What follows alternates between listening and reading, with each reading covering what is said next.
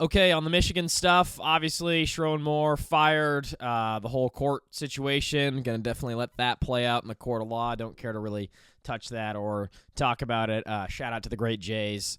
Austin Meek, former Register Guard writer, who I was on the beat with at Oregon back in the day, now an athletic beat writer for Michigan. And Dan Wetzel doing a great job. A lot of people, Chris Vanini, a lot of Jays doing a great job covering that very, very sad story in Ann Arbor. To talk about where Michigan goes from here. I think there's like a couple different elements of this when I think about how Michigan addresses their next coach.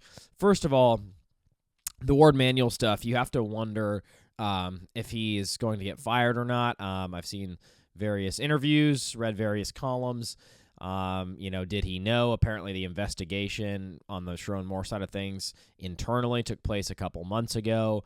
Did he know, and was he covering it up in case Michigan beat Ohio State and went on a special playoff run, and now he's revealing it so that Michigan can fire Coach Moore with cause? Just kind of a big mess there that I don't think any of us know for sure what the answer is. But that, if you're talking about from a Michigan standpoint, that's absolutely the number one thing you need to figure out right now is like, is our athletic director going to make our next hire or not? By the way, other than Jim Harbaugh, some really, really bad hires for Ward Manuel. I think he hired Juwan Howard. Like, what an absolute all-time mess that was. Obviously, Sherrone Moore, all-time bad mess, bad coach at Michigan. Yikes. So this is a big hire. I was looking back at the Michigan history for coaches. Outside of Jim Harbaugh, obviously we all remember Lloyd Carr and Rich Rod and Brady Hoke. Just reading through the history here. So Harbaugh went 86-25, 3 conference titles, and a natty. Before him, Brady Hoke, 31-20, no conference titles. Rich Rod, obviously that was a mess, 15-22. Remember Brady Hoke's first season with Denard Robinson? I think they won the Sugar Bowl over Virginia Tech, if I'm not mistaken.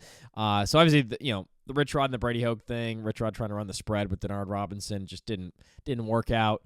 And then you have Lloyd Carr for a long time, who I grew up with as the Michigan coach. He did win a natty in 97, I believe, and 5 conference titles. Obviously, a bunch of Rose Bowls. Braylon Edwards, Mike Hart, TB12, everyone. Lloyd Carr, total legend. But I guess my point is, then you have Schembechler going back. 13 conference titles, no national titles for Schembechler. Despite an 850 winning percentage, 194-48. By the way, Lloyd Carr 753. 122 wins, 40 losses. So there's kind of your Michigan background. Then obviously Harbaugh 86-25, like I mentioned, 3 conference titles and a natty. The odds of who's going to get hired next at Michigan, according to the Action Network, they actually gave these as percentages rather than money line odds, Vegas style odds. Jed Fisch, highest at 31%. Obviously, he was the assistant coach with Harbaugh, famously in the video where Harbaugh's asking Jameis Winston, "Do you have a sex problem, Jameis?" And Jed Fisch is right there. They're prepping Jameis for the NFL draft interviews. Kenny Dillingham 19% and Kalen DeBoer 19%. So those are your top 3. Jesse Minter, former Michigan DC, current Chargers DC at 7%. Going to tell you right now that is not happening. No one from the Harbaugh administration is going to go back and coach Michigan. I can guarantee you that. Tommy Rees, 4%, current OC of the Browns. Clark Lee at 3%. Believe he just signed an extension. Jeff Brom, Brian Daboll. Tom Brady up there at 2%. Dan Lanning at 2%. Coach Prime at 1%. John Harbaugh at 1%. PJ Fleck, Brian Kelly. And then they're just throwing names out at the end to be funny. Desmond Howard, Urban Meyer, Todd Monken, Nick Saban. I think there's a couple things to break down here if you're thinking about this job. First is Bryce Underwood was, got a massive deal in the NIL space, right? Like a lucrative deal. The whole Wall Street Journal story with Larry Ellison, one of the richest guys in the world, helping buy Bryce Underwood, brought him over from LSU. They're trying to make sure that he doesn't transfer to LSU right now. Now, what Michigan might have going for them, number 1, the portal's not open yet. Number 2, you don't get to go into the portal until after the coach is hired. But Lane Kiffin obviously took the LSU job. They're waiting to see if Trinidad's going to get that waiver. If he does, he'll almost certainly join Lane next year in Baton Rouge, and that would probably prevent Bryce Underwood from transferring this offseason to LSU. But if I'm a Michigan fan, like that is absolutely where my concern would go. And I get it. Like he was really bad this year. 9 total touchdown passes in an entire season. It's really hard to do, especially at Michigan at a blue blood program. I still blame Moore for that more than Bryce Underwood. Like he's a true freshman, not a ton of great weapons out there. Running back room was banged up all season. Sharon Moore, wildly uncreative offensive coach. Like I think I was just a product of really bad coaching personally, and obviously there was a lot going on behind the scenes with Sharon Moore that was taking his attention away from the football field. So I don't even blame Bryce Underwood for looking really bad this year. It needs to get better, but I would, if I'm a Michigan person making this hire, I want to make it an offensive mind who's really good with QBs and sell that to Bryce Underwood. Because if Bryce Underwood left in the portal in a couple weeks, what do you have? Like, what are you as a program if you're Michigan? Like, sure, you can get some good running backs and some good linemen, but, like, who are you if you're Michigan without Bryce Underwood? Like, he was the entire identity of their team this year. It was like, run the ball, Bryce Underwood be out there being an athlete, try to play good defense, try to win a game. Like it was a mess this year. Again, obviously Sharon Moore, very bad coach. That's been proven, okay? We all know that. But I still believe in Bryce Underwood. I don't think you should give up on him after one bad true freshman season.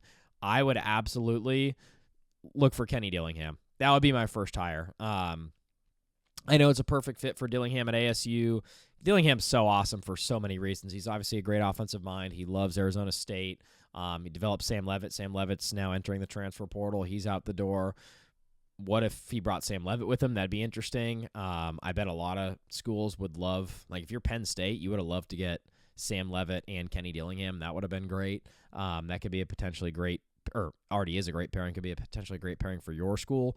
I would try for Dillingham, man. I would. I think he's, he brought ASU to the playoff. He's proven that he's a great coach. They beat Texas Tech this year when they had a healthy Leavitt. Obviously, Leavitt gets hurt and I think needed surgery, I want to say, on his leg or his ankle, and missed the rest of the season. But, dude, I just got a ton of respect for Dillingham as an offensive coach. That's who I would go get. Obviously, the other big name that gets brought up is Jed Fisch, former assistant under Harbaugh, has coached there. Everyone who speaks about Jed Fisch speaks extremely highly of him as an offensive mind, as a quarterback developer. Damon Williams, very hit and miss in his 2 years. Again, he's only a true sophomore this year, but 8-4 for Washington. Remember when Fisch took over for DeBoer 2 years ago, they were basically completely stripped of everything. Like 21 of 22 starters left. Obviously, the entire staff left.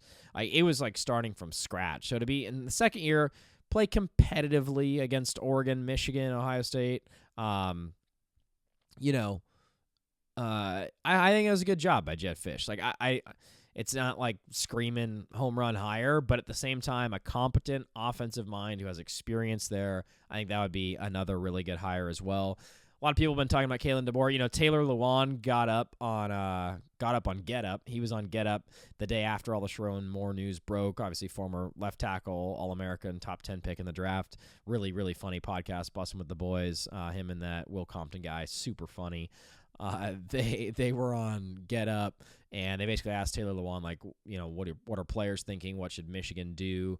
And he didn't want to talk much about the Moore stuff. Obviously understandable. Again, all of this has to get proven in a court of law. That's why I don't want to touch it. Even when it does, I don't really care to touch it. Obviously, it's just really dark stuff going on there with Coach Moore.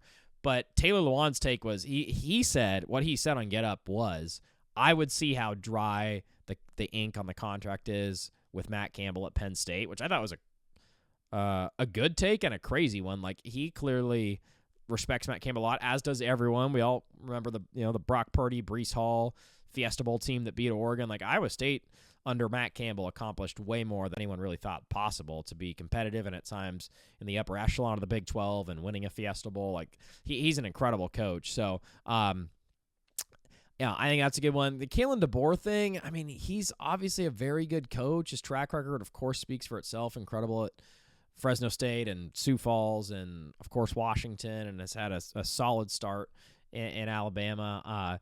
I don't know, man. I mean, of course you'd be happy with it for sure, but it just feels like he's bounced around a lot, like, lately. And it's not even, I'm not even blaming him for it. Like, how do you turn down the Bama job? But It just feels like he maybe want to get settled a bit. I would take a shot at Dillingham, man. I really would. I think Dillingham built something super special at Arizona State.